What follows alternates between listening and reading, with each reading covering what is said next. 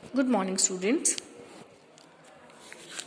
Uh, Being a science teacher, first of all, I want to tell you about science before starting our syllabus of new class.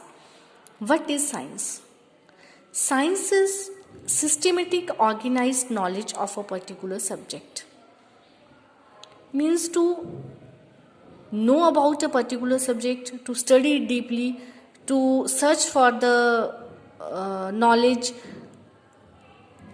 to know the reasons behind that concept, that is science. When you deeply study any subject, want to know reasons behind those things, then it becomes the science of that particular subject. Now science is a very broad term. Everything which you are studying, which you want to know, everything which have reason behind it becomes the science.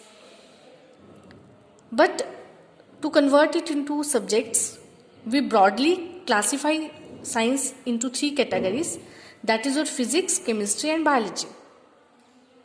Physics deals with natural phenomena, chemistry deals with chemical changes and biology deals with living world. If we take physics, physics deals with natural phenomena, all the natural phenomena occurring in our environment.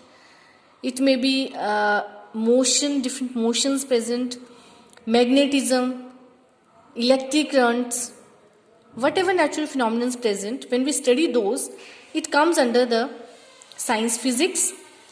Then chemistry, all the chemical changes occurring in our surrounding, chemical reactions taking place in our surrounding, that comes into chemistry. We study it under chemistry.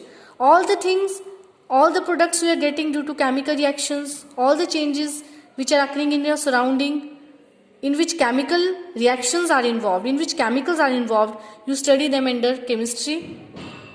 Then biology. Biology deals with living world.